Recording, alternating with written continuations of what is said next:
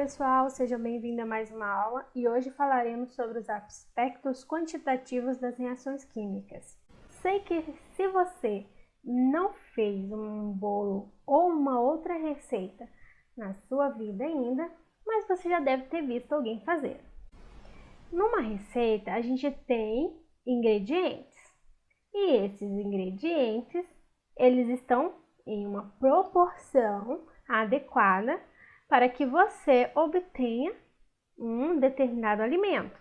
Se uma receita ela indicar para você utilizar 3 xícaras de farinha e 1 copo de leite para obter um bolo, você não vai poder utilizar 2 xícaras de leite, porque senão não vai ser o resultado que você espera. Então, a proporção dos ingredientes tem que estar correta.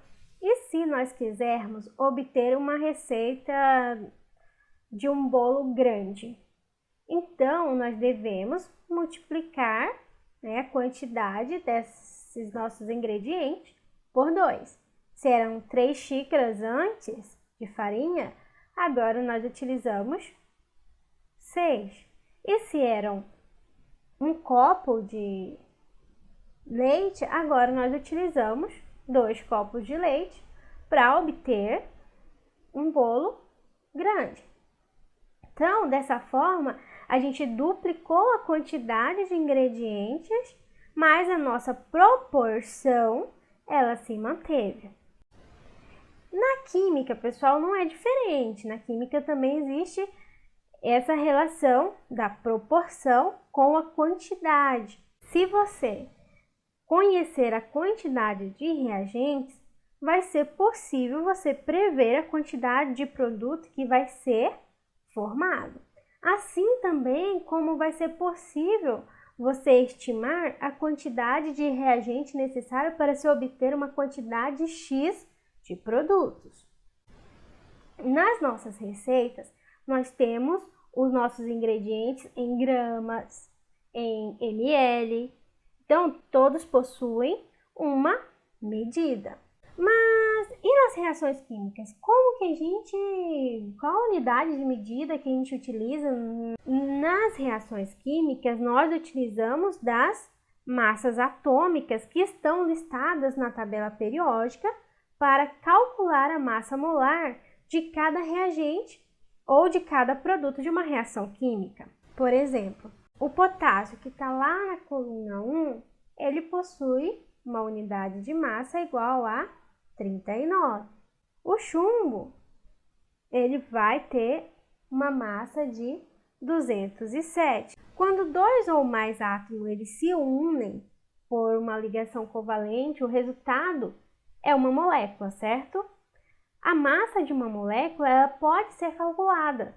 Outro exemplo é a água. A água ela é formada por 2 átomos de hidrogênio e 1 de oxigênio.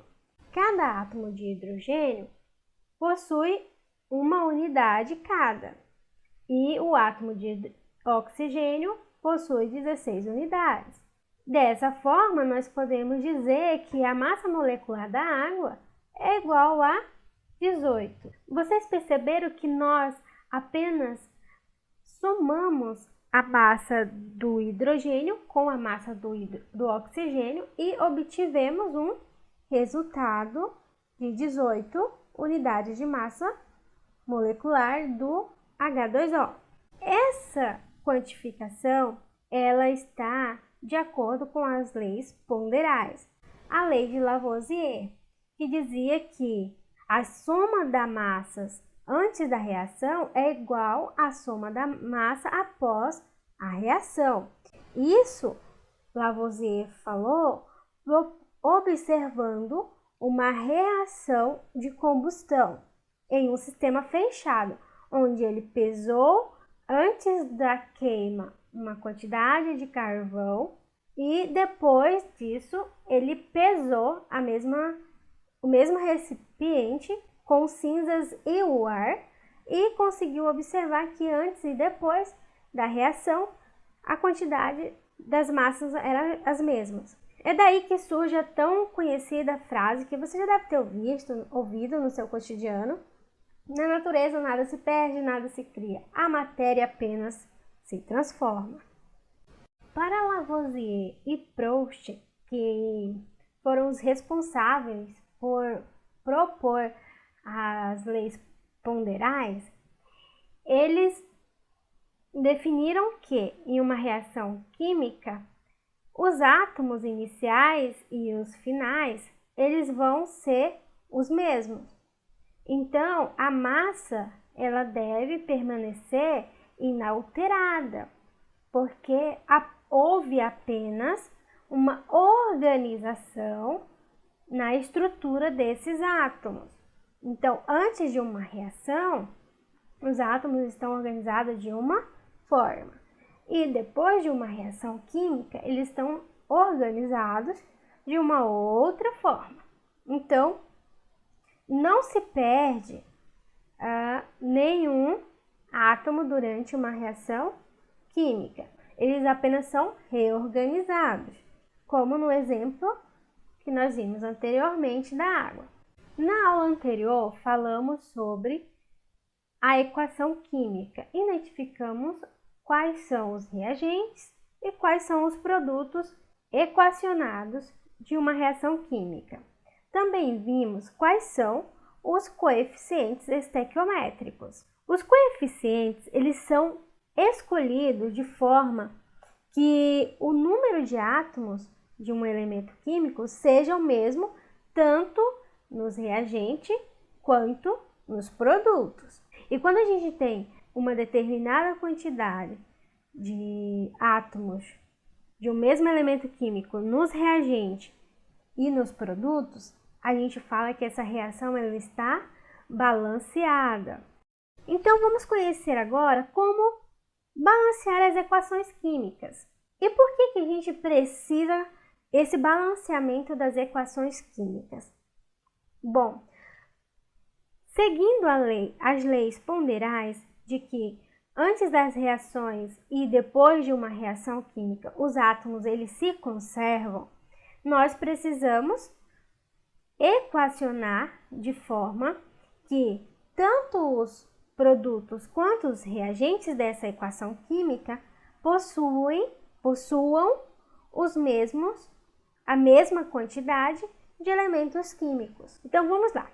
Para realizar o balanceamento de uma equação, a gente tem que igualar a quantidade de átomos dos elementos presentes tanto nos reagentes quanto nos produtos. Então, nós devemos ter nos coeficientes, que são os números que ficam na frente das fórmulas dos elementos químicos, números inteiros, posicionados sempre à esquerda da fórmula da substância, tanto ela sendo do produto quanto ela sendo do reagente. Sempre utilizamos os números inteiros e quando não é possível, aí a gente usa números fracionados. E para balancear uma equação, nós temos que observar a quantidade de átomos que aquela fórmula está nos mostrando.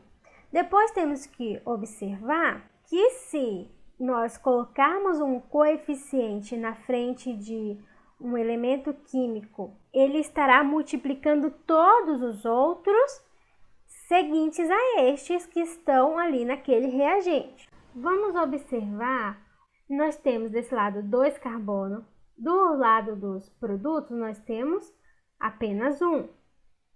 Então, nós precisamos adicionar o número 2 para que tenhamos 2 carbono e assim igualamos o carbono dos produtos com os dos reagentes. Temos 6 hidrogênio do lado dos reagentes. Nós precisamos ter 6 hidrogênio do lado dos produtos. Como nós temos apenas 2, iremos colocar um 3, pois 2 vezes 3 dá 6. E dessa forma, vamos precisar adicionar mais 2 oxigênio do lado dos reagentes, pois agora nós temos 2 vezes 2, que vai dar 4 oxigênio.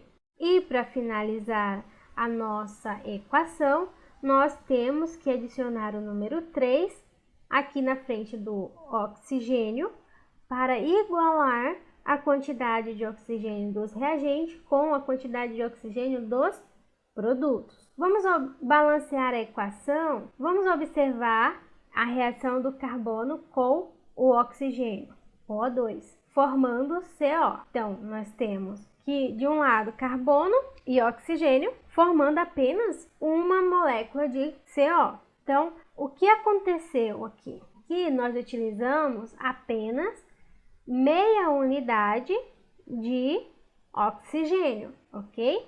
E por isso, nós obtivemos apenas uma molécula de CO, monóxido de carbono. Então, para balancear a equação, basta posicionarmos o coeficiente meio no O2, pois meio vezes 2 é igual a 1, que é a quantidade do produto que a gente observa nessa equação. Certo, pessoal? Então, vocês observaram aí que as reações químicas, elas têm muitas particularidades em nosso cotidiano e que, se quisermos dobrarmos uma receita de bolo, precisamos multiplicar a quantidade desses ingredientes. E se nós precisarmos fazer apenas metade, devemos dividir o valor dessa quantidade dos ingredientes. A mesma coisa nas reações químicas. Quando precisamos de mais reagentes numa reação química, nós multiplicamos esses valores. E quando precisamos de menos reagente nessa reação química, nós dividimos os valores dos reagentes. E nessa aula de hoje nós vimos sobre os balanceamento das equações químicas. Pensando em seu cotidiano, você já observou que ao colocar um bolo para assar, ele aumenta de volume? Você coloca meia forma e no final você tem uma forma cheia? Será que aconteceu uma equação química? Coloca aí nos comentários para mim e até a próxima!